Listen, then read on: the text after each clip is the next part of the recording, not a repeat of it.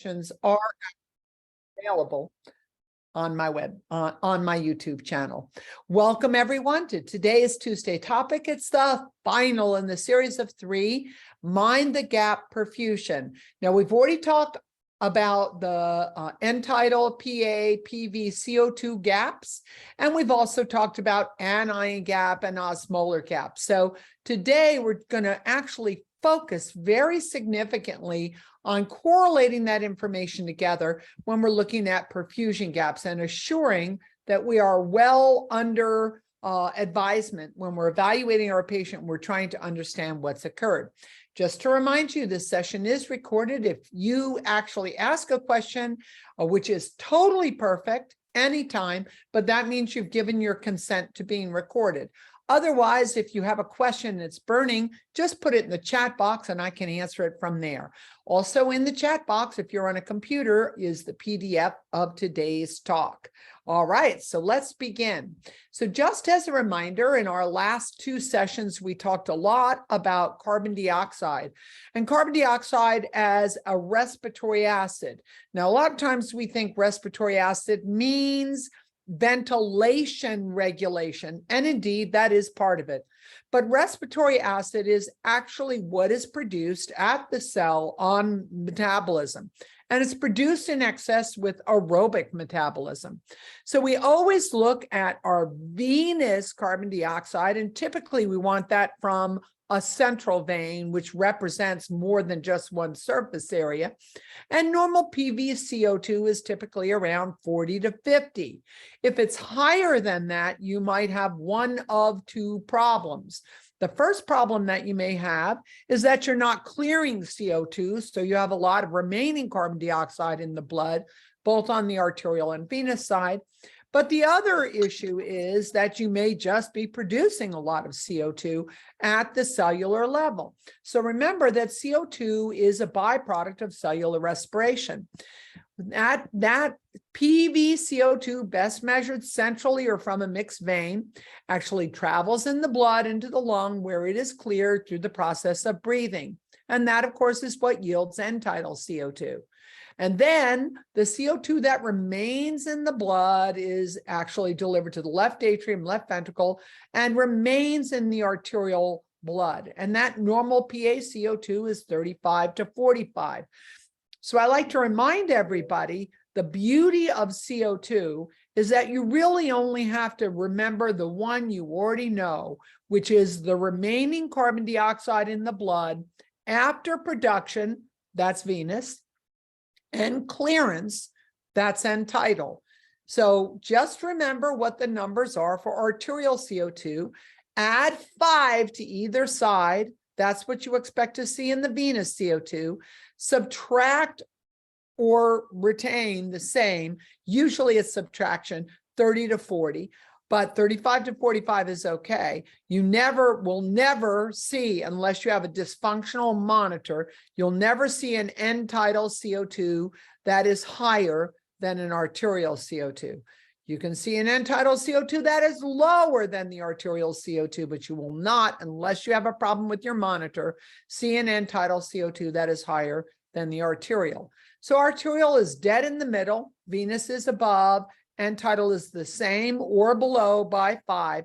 And that's how we're really going to look at PV minus A CO2. That gap should never be greater than 10. Or PA CO2 minus end-tidal CO2. That gap should never be greater than 10. Those are the first 2 gaps that we talked about before.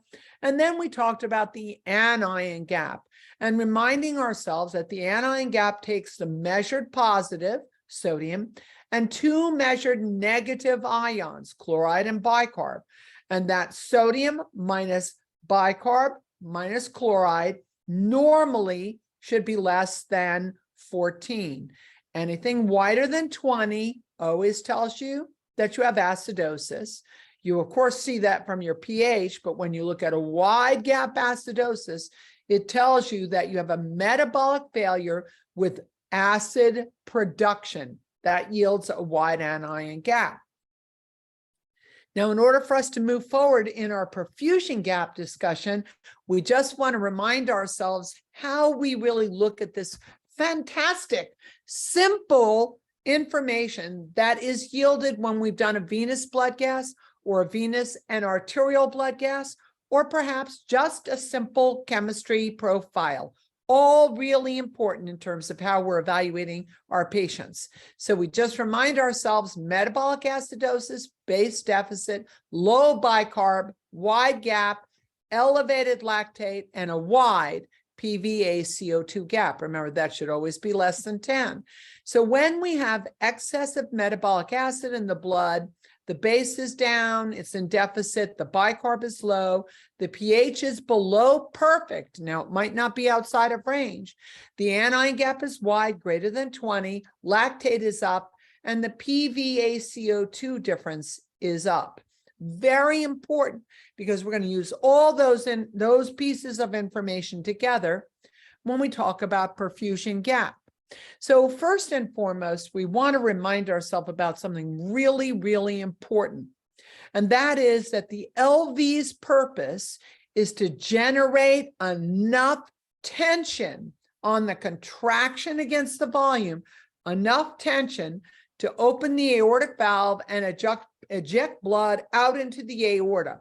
And what you see here is a graphic description of LV pressure, which is 125 or so systolic and almost 0 diastolic.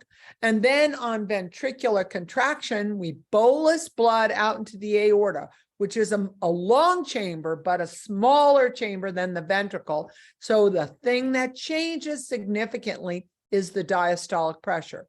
Now, many of us are in love with the mean arterial pressure, and that's totally okay. If that's what you really like, that's really great. There are a couple of things that are important here, and that is the diastolic pressure, which actually drives coronary artery perfusion, and the mean pressure, which is a calculated mathematic variable that says diastolic pressure is most important, systolic pressure is less important, and we're going to use a basic calculation, either using systole plus 2 times diastole divided by 3, or diastole plus 1/3 pulse pressure. That's what mean arterial pressure is. Now, it's calculated, it's not measured, but the belief is that it's actually diastolic pressure drives coronary perfusion, but mean pressure is what drives blood flow to the distal arterioles, through the capillaries, into the veins, ultimately ending in the right atrium. Now, that's really important. That is so incredibly important, because you must generate enough pressure, and enough pressure must be generated in the arteries to overcome the terminal resistance of blood flow, which is found in the right atria.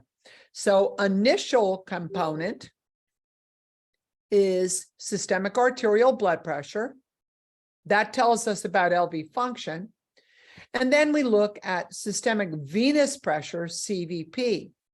But most importantly, we're going to say MAP minus CVP. MAP representing the systemic arterial pressure to the end point of the systemic vein, which is the RA pressure measured as CVP. MAP minus CVP is our very first perfusion gap. Now, that perfusion gap is actually what determines how well I'm perfusing the cell.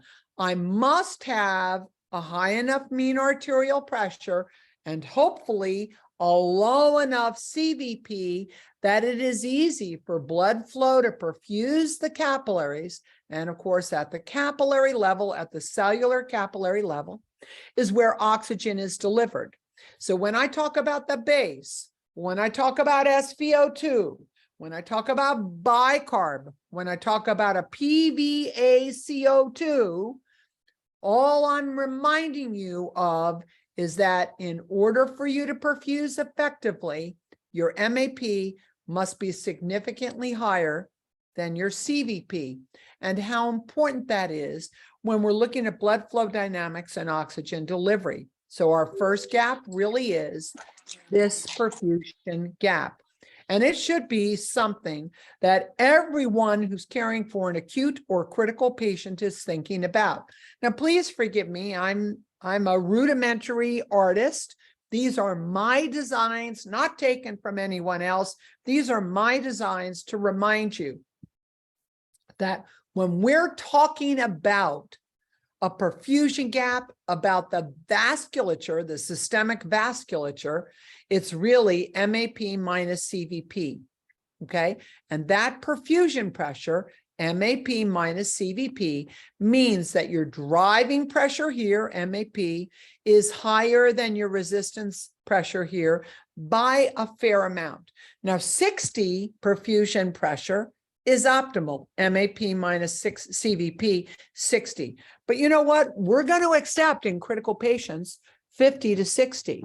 But if your CVP is 22 and your MAP is 48, your patient is not perfusing. They're going to have stasis of blood in the veins, stasis of blood in the capillaries, stasis of blood in the artery.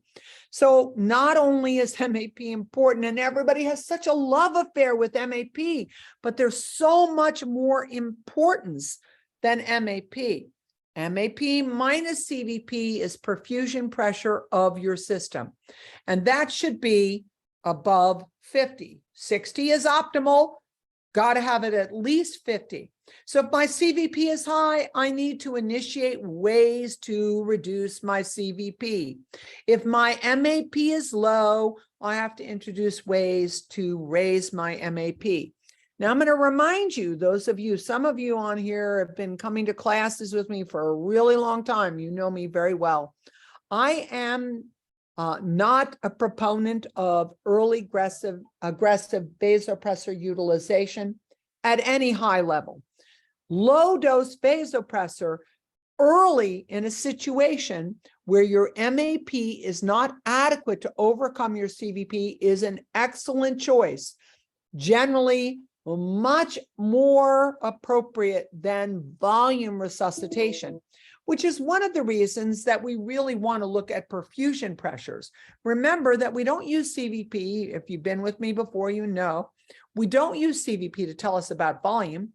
We use CVP to tell us about resistance to the filling of the heart. Things that can reduce the resistance to filling is you got to have good valves. You shouldn't have tachycardia. And as low as possible, your positive pressure, like PEEP or other adjuncts that you might be adding to support your patient. Now, you might need to add a PEEP of 10, 12, 16, 18, 20. But if you do that, you must dilate the pulmonary vessels. So you'll do that in the presence of Flolan or nitric oxide or Velitri or epoprostenol, whatever it is you're using. It doesn't matter to me. You use what your system supplies you with, and typically that's the lowest cost initiative because these are very costly therapies. So I want you to remember, you today go into the room of a critical patient who has a CVP of 22 and an MAP of 50 or 60. That's still 60 minus 22. That's a very low perfusion pressure. Your focus is never unilateral. Never, ever, ever, ever, ever with perfusion is it ever unilateral. It's always about reducing the resistance and increasing the drive. And you have to do those two things together. You have to do those two things together. So this is our first perfusion gap. MAP minus CVP should be greater than 50. 60 is optimal. Okay, so now we think about the flow of blood from our right ventricle to the pulmonary artery, and then ultimately to the left atria. Now, what I'm going to talk about here is going to require just a little bit of creative understanding, because the majority of our patients, even when they're critical, do not have a catheter that allows us to look at consequential PA pressures.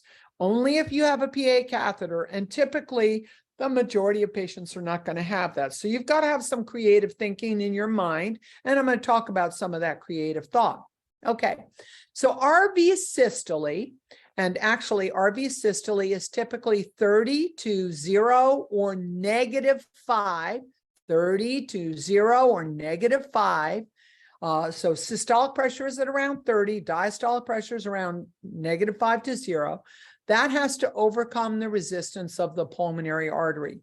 And as soon as the right ventricle ejects blood into the pulmonary artery, you see a transition in the pressure to PA systole, which is the same as RV systole, but just like aortic diastole different than LV diastole, pulmonary artery diastole is significantly different than RV diastole. It's much higher because you're in a smaller vessel. That means less compliance with the same amount of volume, yielding a higher pressure. That PA diastolic pressure is ultimately what drives blood flow through the pulmonary vasculature and ultimately to the endpoint, which is the LA. So LA pressure would be fantastic if we could measure that. We don't. Sometimes we measure wedge pressure. Most of us don't measure that. So mostly we look at PA diastolic. Well, PA diastolic is actually what's driving the blood flow. So now we have to go back and say PA mean minus PAD, or PA mean minus wedge pressure is how you're going to ultimately fill the left heart. When that gap gets narrow, you're not mobilizing blood flow to the left heart. So very, very important. If I want to really look at this process and I don't have a PA catheter, what I'm going to look at is CVP. And then I'm going to have to take a very indirect measure, and that would be, if I don't have a PA catheter, stroke volume or blood pressure systolic, meaning that if I have given you volume and your CVP goes up, your stroke volume or your systolic blood pressure must go up. Otherwise, the volume I gave you did not move through this gradient all the way over to the LA. Now, let me make sure we appreciate something here. I can understand why we withdrew from utilizing PA catheters so aggressively, because in general, there was poor understanding of what the information meant to us. We were placing a lot of PA catheters. They're fairly risky. They're going through the right atrial, right ventricle, and up in the PA. There's certainly aspects that we can infarct your pulmonary bed, that we can puncture the pulmonary artery, that we could puncture the right ventricle. Those are all considerations and concerns. But the biggest issue is I have no way of truly understanding what's happening in the pulmonary vascular bed without a PA catheter. I don't want a PA catheter to tell me about left heart failure. I don't need to do that. I need a PA catheter to tell me about right heart failure, and in particular, looking at whether or not the MAP is adequate to come over the pulmonary capillary wedge or left atrial pressure. So I find that to be really important. And indeed, it's really important to remember that the role of the right ventricle is to mobilize blood flow through the pulmonary vault, number one, to get rid of carbon dioxide that was produced at the venous surface and is regulated through ventilation, so that what remains is normal and doesn't interfere with cellular and electrolyte function. So again, remember, you produce CO2 in the veins, it's transported to the right atrial, right ventricle, and up into the pulmonary artery, where CO2 exchange is going to take place. Now, the second thing that happens here is, of course, oxygenation. So that's also incredibly important, as we can completely appreciate that the majority of our cellular functions are dependent on oxygen, because aerobic function neutralizes lactate and does not produce metabolic acid. Anaerobic metabolism does not neutralize lactate and produces metabolic acid. It's as simple as that, my friends. It's simple. Getting there is not simple. Understanding it is simple. So when we consider the role of the right heart, which is to mobilize that blood flow through the pulmonary artery, number one, to exchange the CO2 into the alveolus and then ultimately out into the atmosphere with our end-tidal CO2 measure, and oxygen uptake into the blood so that we can supply oxygen to our cells to diminish anaerobic metabolism, which decreases lactate production, which actually decreases metabolic acid formation. That's a really important concept. You've got to have both a functional right heart and a functional left heart for this to occur. So our second perfusion gap is CVP minus wedge, CVP minus LAP, if we have that capability. And if we don't have that capability, it will be CVP minus PAD. Now, here's the problem. CVP, and by the way, that's really important, especially those of you who are using PA catheters, CVP should always be 5 less than PAD or wedge. So even though CVP is the entry pressure and PAD and wedge are the exit pressure, what's going to be really important in understanding that perfusion gap is that we're actually going to take our PAD minus CVP or our PCW minus our CVP. And what we really have to appreciate and understand is that CVP is really about the right atria. What we really care about is right ventricular systole, which we can measure as right ventricular pressure, or PA systole. PA systole has to be at least 10 greater than PAD for me to have good blood flow through the pulmonary valve. Now, when I have pulmonary hypertension, my diastolic pressure goes up, my systolic pressure goes up, but not nearly as aggressively. So the PAS minus PAD actually narrows, and that's telling me I have poor blood flow through the pulmonary vault. Now, what else I can do is I can plug in some other gaps here. And there are 3 really important gaps. Now, I've talked about them before. I'm happy to discuss them now. The first gap is the P to F gap. That takes your patient's PaO2, dividing it by the FiO2 in the decimal. So just to make it easy, my PO2 is 80, my FiO2 is 1.0, 100%. 80 divided by 1 is 80. Normal P to F ratio, you and I have a P to F ratio that's greater than 300. A sick person, we would like for them to have a P to F ratio greater than 200. Anything less than 200, if I am using 40% or greater FiO2, indicates that I, A, have an alveolar problem, I'm not recruiting my alveoli, or B, I don't have good blood flow through the pulmonary valve. So from my point of view, in any discussion at the beginning of any shift where you're caring for an acute or critical patient, where you are not discussing PF ratio in an intubated patient, I find that to be a failure. That's number 1 gap, meaning the gas I gave the patient either got into the blood or didn't get into the blood. And if it didn't get into the blood, why not? Failure of alveolar recruitment or failure of perfusion. Okay, so then I say, okay, well, how do I really evaluate whether this is a perfusion issue? I'm going to look at perfusion of the system with the PV minus A CO2. Remember, that gap should always be less than 10. That's looking at central venous CO2 minus arterial CO2. We spent a lot of time on that in the previous series, and I would advise you, if you didn't hear that, to listen to it online, because it's honestly one of the most important things I can discuss with you. And we want that gap from venous to arterial CO2 to be less than 10. If it's wider than 10, that means the arterial CO2 might be low, but the venous CO2 is high. You know 2 things. I don't have a problem with ventilation because I'm clearing it. What I have is a problem with production because I don't have adequate blood flow and I don't have adequate tissue perfusion. And then I can take the third gap, the PVCO2 to end-tidal CO2 gap. PVCO2 to end-tidal means that no matter what my PVCO2 is, I should be clearing it by breathing, okay?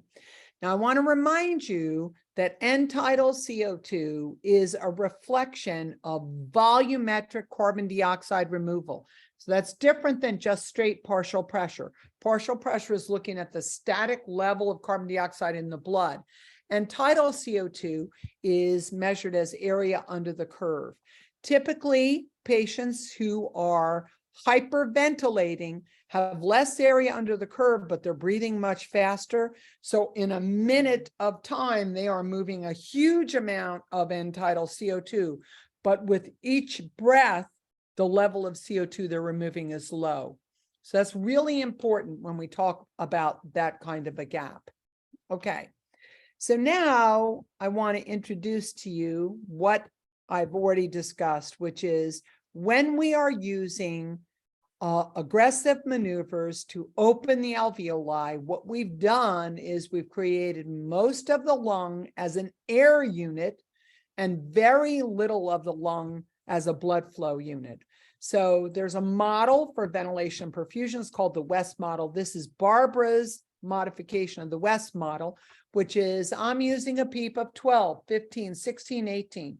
I'm on pressure control inverse ratio ventilation, airway pressure release ventilation, or what you might be calling bi-level with a prolonged I time and a short E time. That's how you'd look at that.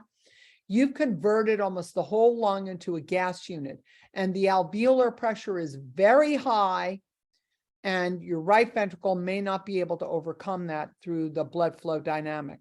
So actually what you're going to see in this patient is the venous CO2 is high and the arterial CO2 is high, but the end-tidal CO2 is low because you are not matching your blood to your alveoli and you're not removing your CO2.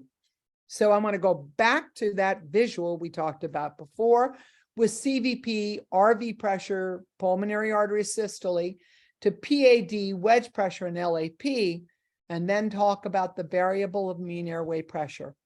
In a critical patient who's intubated, if you are using PEEPs greater than 10 or an alternative form of airway pressure ventilatory support. So the big four, PEEP greater than 10, pressure control inverse, not straight pressure control inverse, APRV, sometimes in the SICU called bi-level, but you've got to look at the vent to see if it's actually APRV, and high frequency oscillation. Those four forms. Hardly anybody uses high frequency oscillation, but lots of us use high PEEPs, pressure control inverse, airway pressure release ventilation. As mean airway pressure goes up, you compress the vessel. As you compress the vessel, less blood is flowing through here. So as you compress the vessel and less blood is flowing through here, your blood moves from vein to artery without releasing CO2. So venous CO2 is up, which might mean a production problem, but then when you look at arterial CO2 is up, which means you got a problem with your clearance, and that would be your end-tidal CO2. Now you need that PEEP because you have an alveoli that are derecruited. You have pulmonary edema, you have COVID, you have ARDS. You've got to open the alveoli. You need that mean airway pressure, but also you all need to pay attention. As mean airway pressure strategies increase, yes, you don't manage the ventilator, but you manage the patient. So as mean airway pressure is increased, and you see it on your console, you see what the mean airway pressure is. As mean airway pressure is increasing, you need to understand that that's limiting your blood flow. So there's two choices. Reduce the mean airway pressure and allow the alveoli to derecruit. No, you're not going to do that.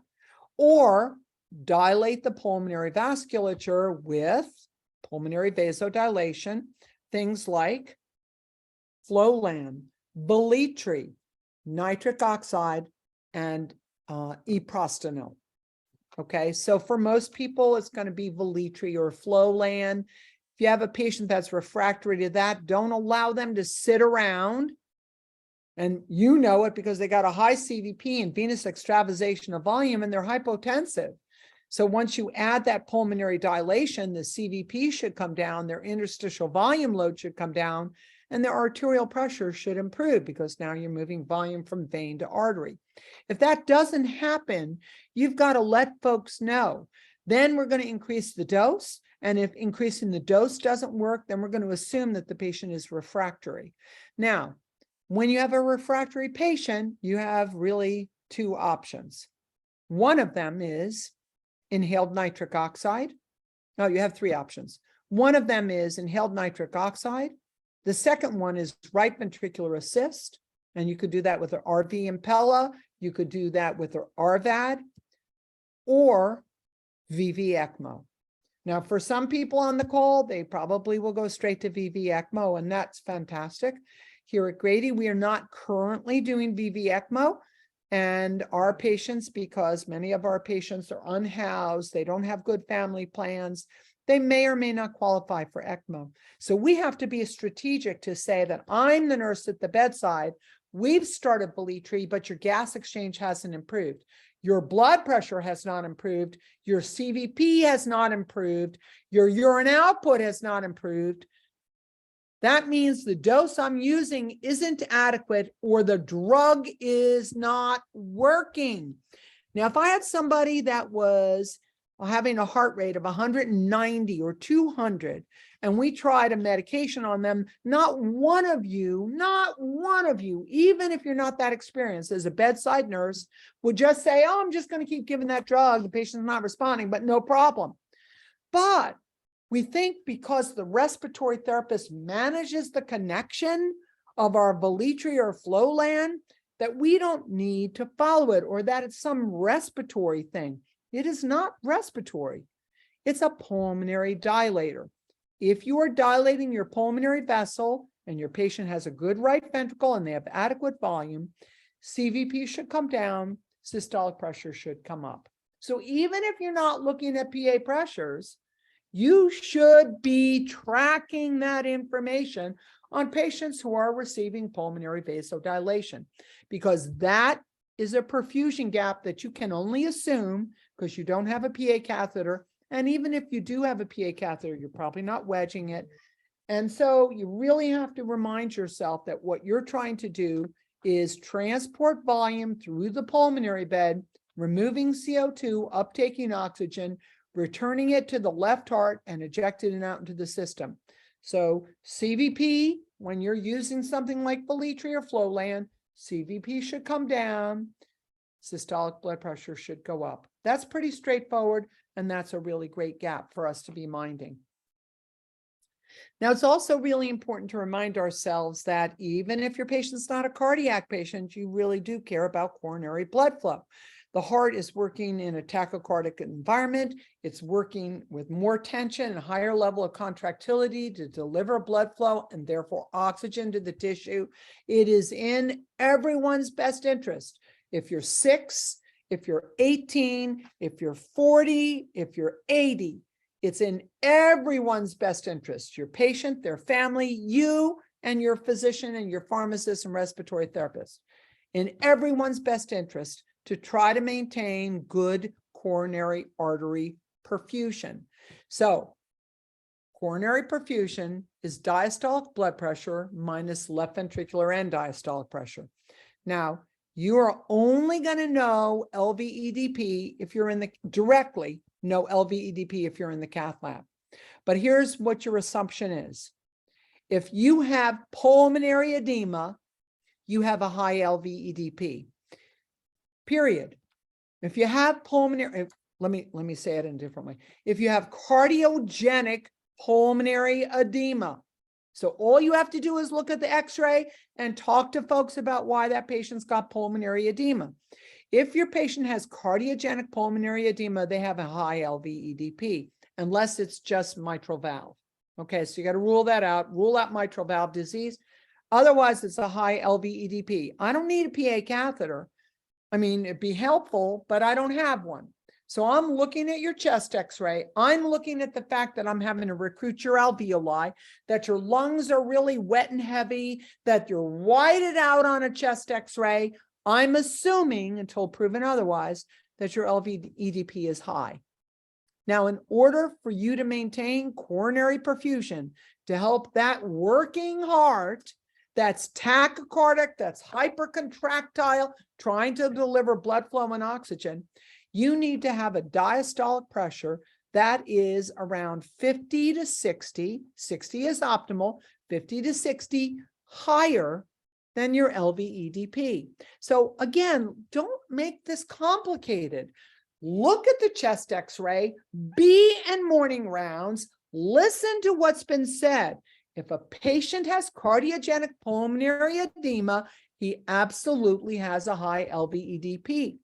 Your goal now is to try to maintain a coronary perfusion pressure. Unfortunately, it's called CPP, just like cerebral perfusion pressure, which is diastolic pressure, not mean, diastolic pressure minus LVEDP. The higher the LVEDP, the harder it is to perfuse the coronary artery, the left ventricle, which, by the way, is tachycardic and hypermetabolic. And when we don't do that, what we first start to see is dysrhythmia, and then we ultimately see heart failure. So it's in your hands. Lots of things affect coronary vascular resistance, and those, of course, affect your coronary vessels. But for our purpose, we're really looking at that gap, diastolic blood pressure minus LVEDP.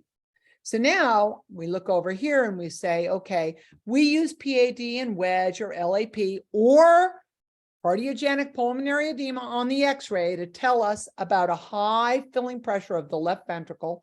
And we have to remind ourselves that BPD minus LAP, wedge, or PAD, or BPD in conjunction with looking at your chest X-ray.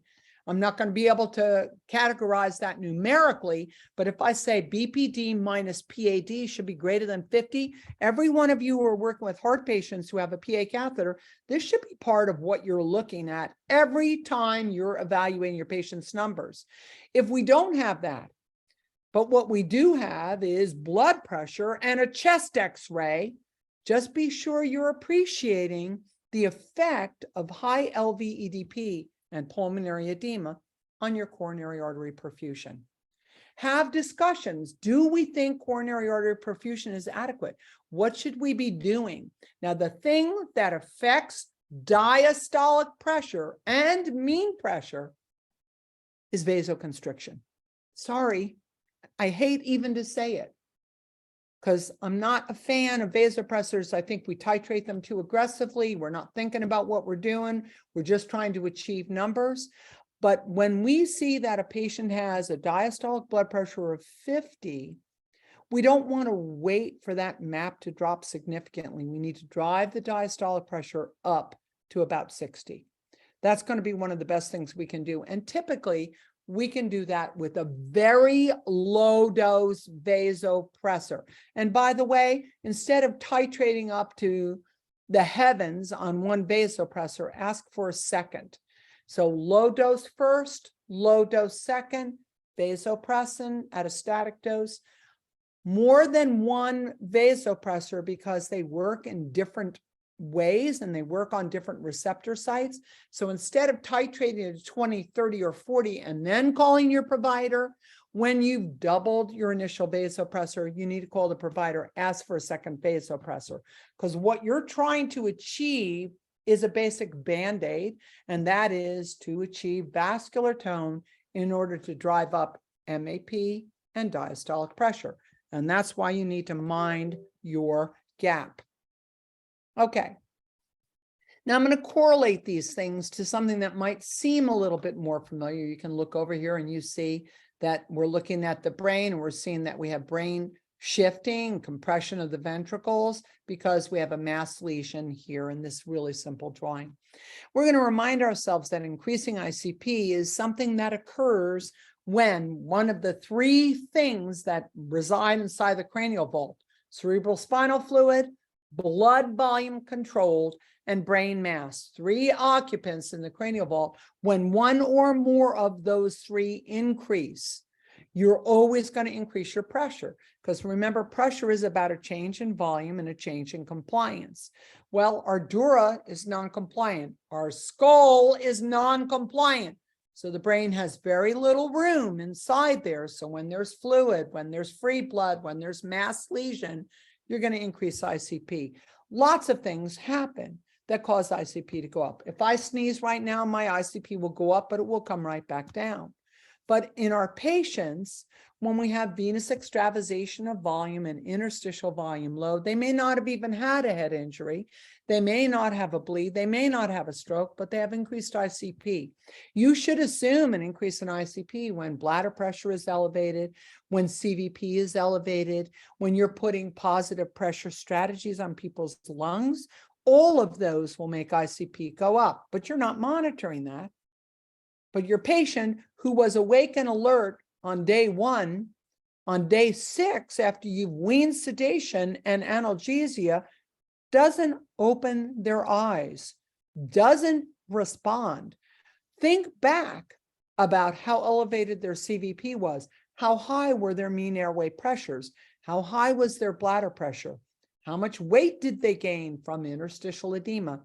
Correlate that back to ICP.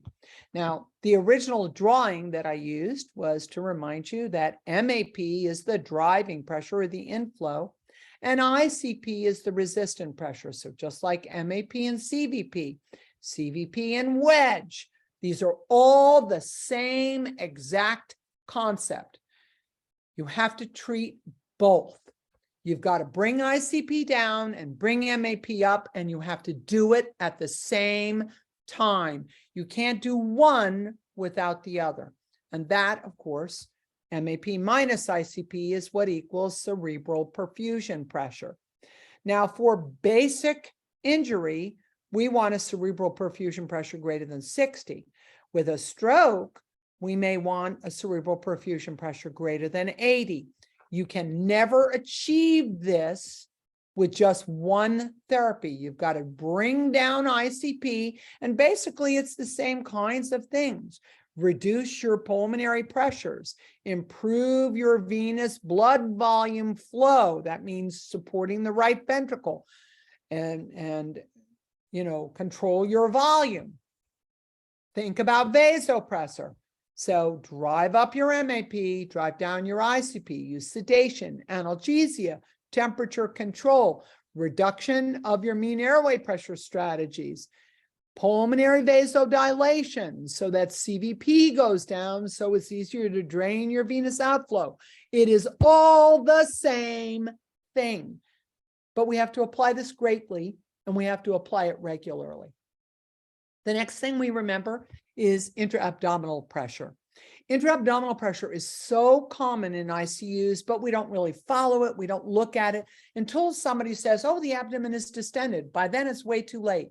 We should always be considering intra-abdominal bladder pressure whenever we see that somebody's urine output has gone down or that they have persistent metabolic acidosis. So what's really important here is to remind yourself that by the time you see the abdomen is distended, look at all those arrows. You have so much free fluid in the abdominal vault, you have compressed your hollow organs. The hollow organs being the bladder, the intestine, and the stomach. All the other organs are solid organs like spleen and liver, etc. Okay, so really, really important to remember that your bladder is a beautiful open organ. It's hollow and it's easily compressed. And when it becomes compressed, what you want to remember is that when the bladder is compressed, your vessels are compressed. That includes your renal arteries, your mesenteric arteries, your hepatic arteries, your splenic arteries.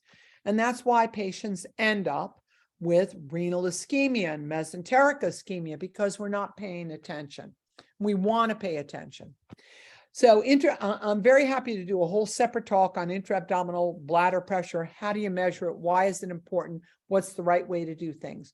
But I just want to remind you that intra-abdominal bladder pressure, often referred to, unfortunately, as IABP, intra-abdominal bladder pressure, not balloon pump, intra-abdominal bladder pressure, should always be less than 15. Optimal is less than 10. If you're between 15 and 20, you have compression of the bladder. If you're greater than 20, you have abdominal compartment syndrome.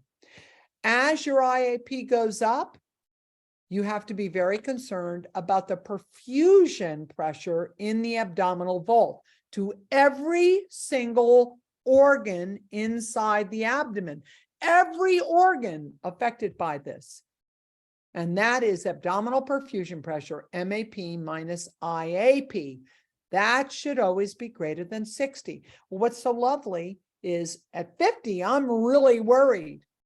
I'm driving to 60. I'm driving to 60 for CPP. I'm driving to 60 for APP. I'm driving for 60 of cerebral PP, coronary PP, abdominal PP. She said PP. So perfusion pressure. I am really concerned about perfusion pressure. And by the way, the treatment of choice is to reduce the IAP and increase the MAP. So we all know how to increase MAP. We use vasopressor. But also at the same time, we have to increase or decrease the resistance pressure. So the same basic strategy here. Reduction positive pressure breathing, if you can tolerate it. Improving venous throughput of volume by using a pulmonary dilator. Sedation, analgesia, sometimes paralysis.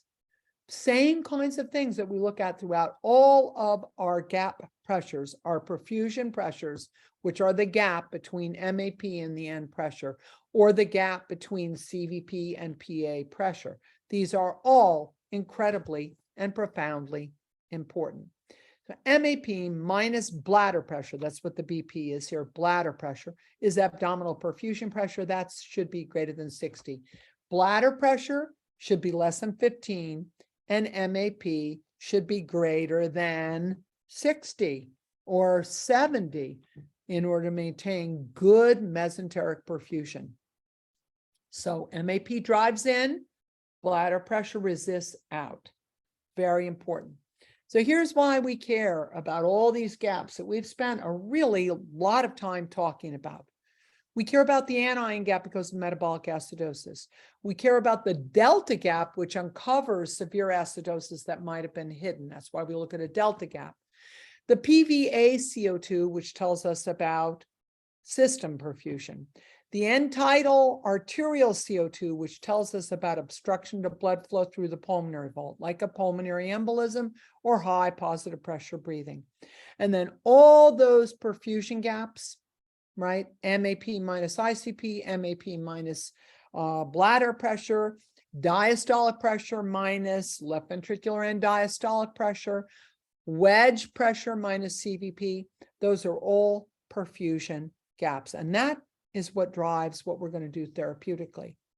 I'm not saying you're going to understand every perfusion gap I've talked about over the last 3 weeks, but I would encourage you to really try to apply this information on a daily basis, because the only way you learn is by trial and error. Look at your blood gases, look at your end tidal, look at your bladder pressure, look at your wedge pressure if you've got that, your PAD if you've got that, your chest x-ray, which I know you've got, to tell you about cardiogenic pulmonary edema, which means LV and diastolic pressure is elevated.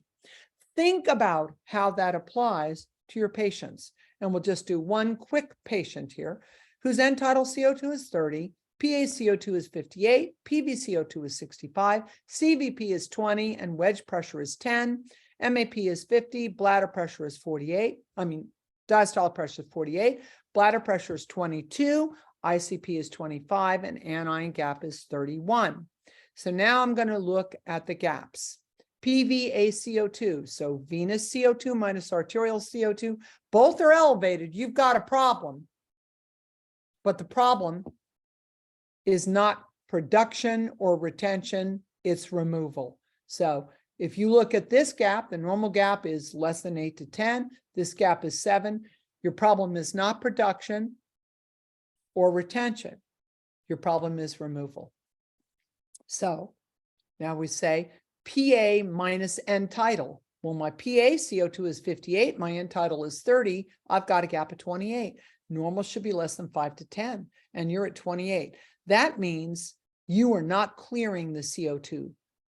And by the way, this is not a ventilation problem. It's a perfusion problem.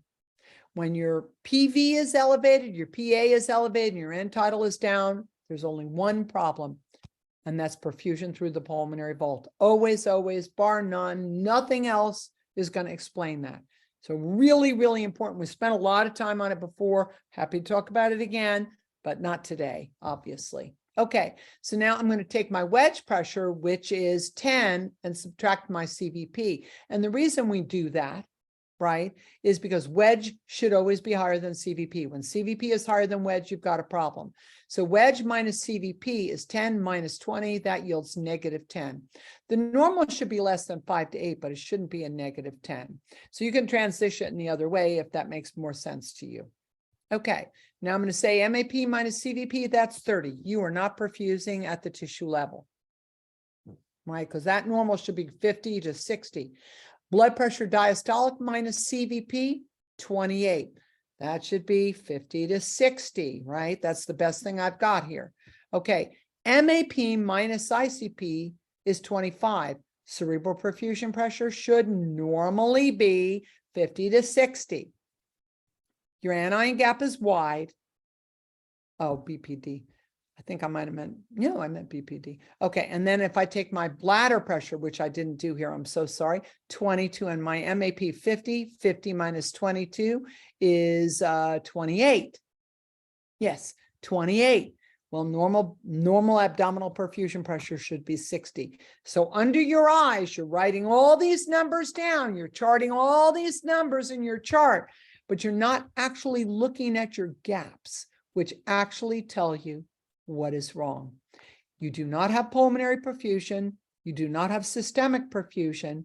You are acidotic, and you are going to infarct, not just your myocardium, but all of your abdominal organs, and you actually are limiting blood flow into the cerebral vault because your cerebral perfusion pressure is low. So we don't always have all this information. A lot of times we don't have ICP unless you're in a neuro unit or you've got a head injury. You're not monitoring ICP. You may or may not be monitoring bladder pressure, although everybody ought to be doing that. But almost all of you are looking at diastolic pressure and MAP. Most of us have CVP, which means we can do a venous CO2 and we can do an arterial CO2 from an A line or from an artery. Those have to be done at the exact same time. So you're looking at apples to apples. And most of us, if our patient's ventilated, are monitoring end-tidal CO2. So really the only things that the majority of us don't have is wedge pressure, bladder pressure, and ICP. What you want to be able to do is the right thing for your patient, to be able to drive interventions and evaluate whether interventions made patients better or worse. Intervention applied by you is your responsibility. You don't write the orders, but you are responsible for reporting whether or not your patient had a good response. And when someone says to you, we're going to talk about it later on rounds, but you think it's vital, push hard. Push hard to talk about it now. And if somebody says, well, I don't really know about that, I'm the cross cover, I need somebody who knows about it, because if this goes on throughout the night, this may mean that my patient tomorrow morning is going to the OR for a dead bowel. And we all know what happens when you have a dead bowel. Your first removal, your second removal, your third removal, maybe your fourth removal. And then quite honestly, you could die a very torturous death. So let's see what we can do to prevent that by applying all these gaps. It might seem academic to you, but it is not academic. Inflow and resistance actually give us value in terms of understanding perfusion. I hope this has been meaningful to you. I hope you'll be able to apply that. I'm going to end the recording now, but I'm asking those who are here with me live to stay on. If they have questions, I'll be very happy to answer. I want to thank you very much for joining today. Tomorrow, we're going to talk about a number of STEMIs and things that went right and wrong in identification of STEMIs. And I'm so happy that you joined today in Tuesday Topics. I hope to see you again tomorrow on Wonderful Wednesday. And remember, you can find recordings of all my talks on YouTube, /C/Barbara McLean Critical Care. with all initial caps. Barbara McLean, Critical Care, my YouTube channel and my YouTube handle, all without charge to you. Thank you for everything you do every day. I appreciate it, and I hope I see you again soon. Thank you.